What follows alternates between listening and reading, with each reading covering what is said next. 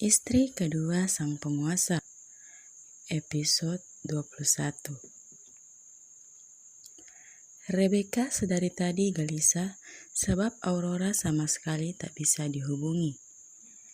Rebecca tahu dengan kedatangan Jenny, dan Rebecca pun sangat tahu pasti sahabatnya kini sedang butuh teman untuk berbagi agar ia tak berlarut dalam kesedihannya.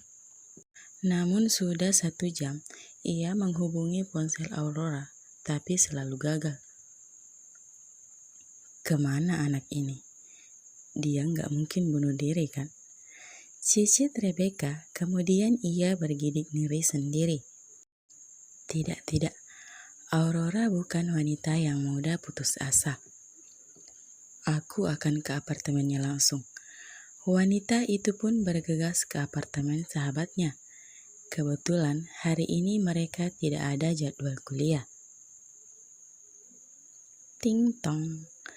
Aurora yang kebetulan sedang bersantai di ruang tamu depan TV melangkah malas untuk membuka pintu.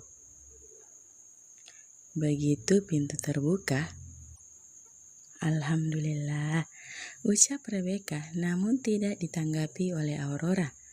Wanita itu berbalik berjalan kembali ke tempat duduknya semula.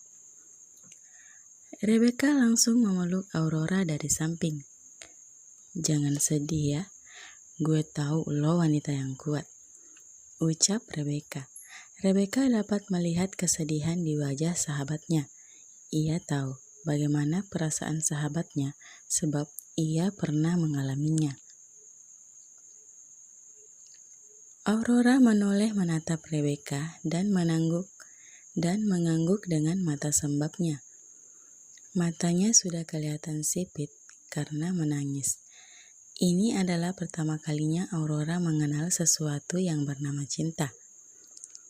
Dan pertama kalinya mengalami yang namanya patah hati, patah sepatah-patahnya. Namun ia tidak bisa melakukan apa-apa. Jika masih berstatus sebagai pacar, mungkin saja ia bisa langsung memutuskan hubungan dengan pria itu saat ini juga. Tapi ini beda cerita. "Kita ke mall main yuk. Ayo sekarang ganti baju." Rebecca menarik tangan Aurora tanpa memberikan kesempatan sahabatnya untuk menjawab. Mall. Dengan gaya seadanya, seperti saat sebelum ia menikah, celana jeans, baju kaos hitam, sepatu kets menjadi pilihan Aurora dan Rebecca. Mereka memasuki mall dan langsung mencari wahana untuk bermain. Rebecca sebisa mungkin mengalihkan pikiran Aurora agar tak selalu mengingat suaminya yang saat ini sedang bersama dengan istri pertamanya, seperti info yang ia dapat dari suaminya. Setelah lelah bermain dengan beberapa permainan yang bisa membuat Aurora tertawa, kedua wanita itu tengah duduk sembari meminum minuman boba dingin favorit mereka. "Ra, gue ke toilet dulu ya, kebelet pipis," ucap Rebecca sembari berdiri. "Iya, jangan lama-lama ya," jawab Aurora.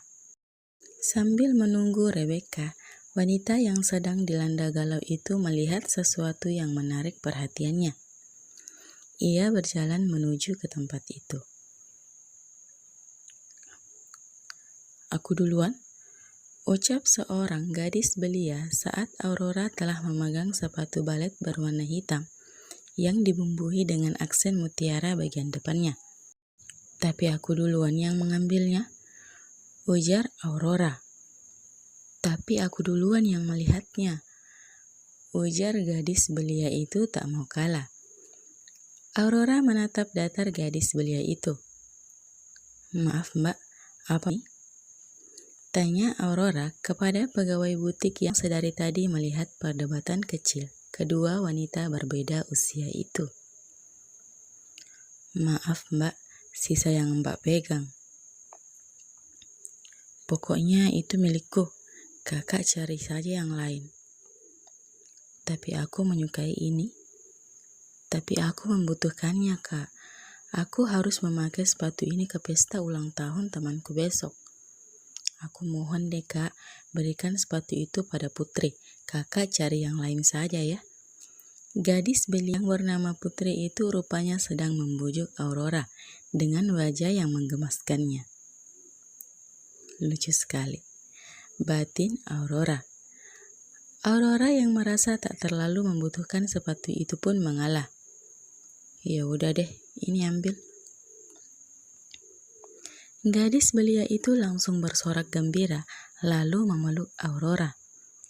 Terima kasih kakak cantik, aku akan traktir kakak es krim.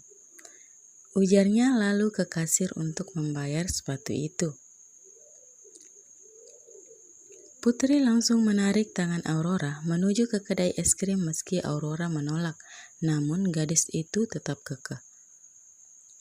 Nama kakak siapa? Tanya Putri saat mereka sedang duduk berdua di kedai es krim tersebut. Aurora melupakan sahabatnya yang saat ini sedang kalang kabut mencarinya. Aurora. Jawab singkat Aurora. Aku panggil Kak Aura saja ya.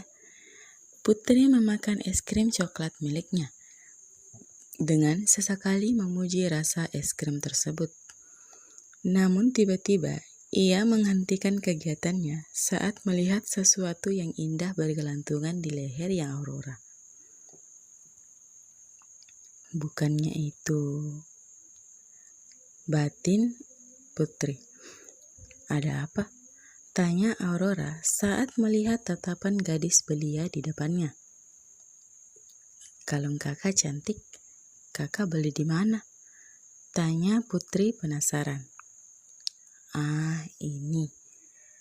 Aurora memegang kalung itu dan otaknya pun langsung teringat kepada sang suami. Ini diberikan oleh suami kakak. Aurora tersenyum paksa. Oh, cantik ya kak? Iya. Ada yang aneh? Tidak mungkin. Batin Putri menggeleng-gelengkan kepalanya. Kenapa dengan gadis ini? Apa ada yang aneh dengan kalung ini? Batin Aurora. Setelah berbincang panjang lebar, Aurora dan Putri pun berpisah. Aurora langsung mencari keberadaan Rebecca yang saat ini pasti sedang panik mencarinya. Sementara di perusahaan, di mana istriku? Tanya Al kepada Jason. Di mall tuan, bersama Eca. Oh, baguslah. Saat ini, sang bos dan asistennya itu tengah berjalan ke ruang meeting dan meninggalkan Jenny di ruangannya yang tengah membersihkan diri setelah melakukan kegiatan olahraga siang mereka. Apa kau sudah melakukan apa yang kuperintahkan tadi? Tanya kembali Al. Sudah tuan, semuanya sudah beres. Jawab Jason. Al menyeringai horor. Bagus, kita lihat apa yang akan dilakukan wanita itu. Anda berani sekali Nona mencari masalah dengan sang penguasa ini. Tunggulah kehancuranmu. Batin Jason. Malam harinya. Sayang, maaf ya, aku harus ke Paris besok dan langsung ke Amrik kembali saat acara di sana selesai. Ucap Jenny seraya bersandar di dada Al. Kenapa mendadak? Bukannya kau bilang akan tinggal selama 1 minggu? Tapi ini baru 3 hari loh sayang. Tanya Al mengelus rambut panjang istri pertamanya itu. Maaf sayang, tadi manajer aku tiba-tiba menelpon. Katanya ada jadwal dadakan. Jenny mengadahkan wajahnya mencium rahang suaminya. Apa tidak bisa di-cancel atau digantikan dengan orang lain? Tidak bisa sayang. Jenny menatap suaminya yang sedang enggan menatapnya karena merasa kesal. Sayang, hey, look me. Jenny menangkup pipik Al. Jangan marah dong sayang, aku janji deh, Aku akan pulang secepatnya. Aku akan bicara dengan manajerku. Al hanya diam menatap Jenny.